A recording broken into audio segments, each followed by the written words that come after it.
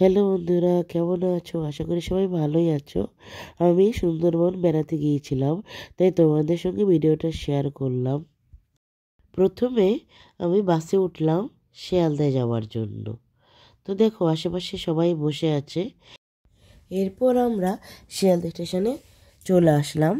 এখানে আমরা জয়নগর লক্ষ্মীকান্তপুর যাওয়ার টিকিট কাটবো।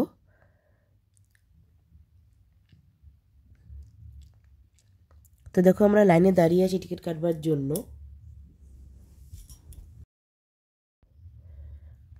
তো আমরা ট্রেনের অপেক্ষা করছি। অবশেষে আমরা ট্রেন আসলো এবং উঠে পড়লাম। কিছুক্ষণ দাঁড়িয়েছিলাম, অবশেষে একটু বসার জায়গা পেয়েছি, তাই সিটে বসলাম। তো আমরা সেখানে চলে আসলাম, জয়নগর লক্ষ্মীকান্তপুর। তো আমাদের সঙ্গে যারা এসেছিলেন সবার সঙ্গে আমরা একটু কথা বলছিলাম।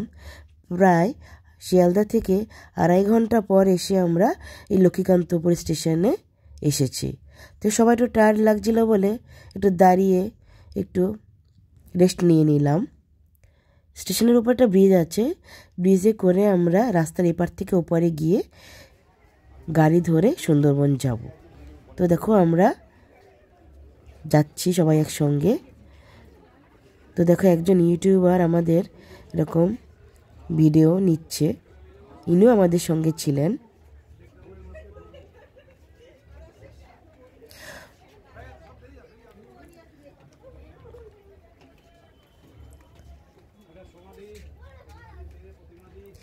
এবার আমরা ওপারে গিয়ে একটা সুন্দর দোকান দেখতে পেলাম, যাতে সুন্দর সুন্দর মোয়া বিক্রি হচ্ছে।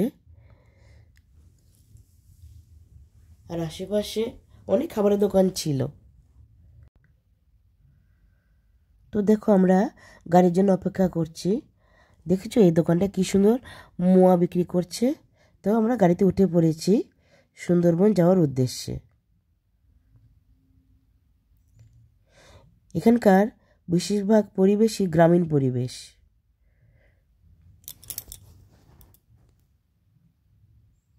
যেদিকে তাকাবো সেদিকেই শুধু সবুজ সবুজ আর সবুজ। চোখটা পুরো জড়িয়ে গেল পরিবেশটা দেখে।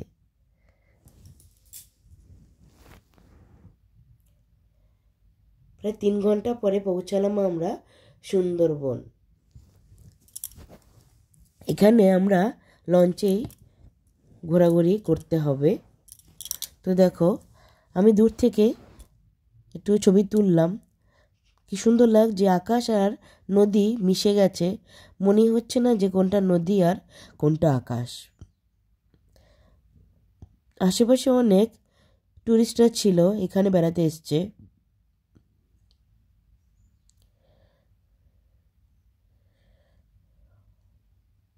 তাদের সঙ্গে পরিচয় হয়ে ভালোই লাগছিল।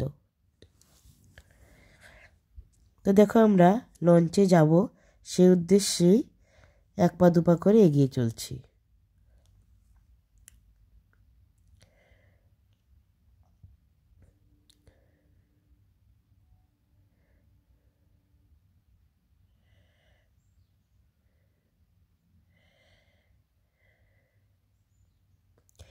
ওখানে বসার জায়গা ছিল একটা সুন্দর। তো বাড়ির থেকে আমরা ব্রোকলির তরকারি আর কড়াইশুঁটির কচুরি নিয়ে এসেছিলাম, সেখানে বসে খাওয়া দাওয়া করলাম।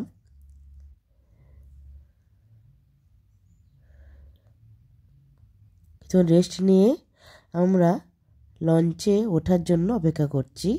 তো দেখো, সন্ধ্যা নেমে গেছে আর আমাদের এখন সবাই ডাকছে লঞ্চে যাওয়ার জন্য। কোনোদিনও আমি সুন্দরবনে আসিনি, আমার জীবনে প্রথম আমি সুন্দরবন বেড়াতে এসেছি। নদীতে শুধু লঞ্চ আর লঞ্চ দেখা যাচ্ছে। তো দেখো, আমরা অবশেষে লঞ্চে উঠে পড়লাম। কেউ মোবাইলে কথা বলছে, কেউ মোবাইলে ভিডিও বানাচ্ছে। আমার খুব ভয় লাগছিল, কারণ এরকম সারা রাত নদী পথে আমি কোথাও যাইনি কোনো দিন। লঞ্চের ভিতর থেকে আমি একটু ছবি তুললাম। দেখো দূর থেকে দেখা যাচ্ছে ছোট ছোট আলো, এগুলো সব লঞ্চ ছিল। তো দেখতে পাচ্ছ তোমরা যে চারিদিকে কি অন্ধকার। লঞ্চের ভিতর থেকে লঞ্চ সামনের দিকে এগিয়ে যাচ্ছিল না, কারণ সামনের দিক থেকে কোন লঞ্চ আসে কি আসে না। তাই আজকে প্রথম পার্টটা তোমাদের দেখাচ্ছি, পরের পার্টটার জন্য সবাই অপেক্ষা করো। তাহলে বাই বাই আজকে।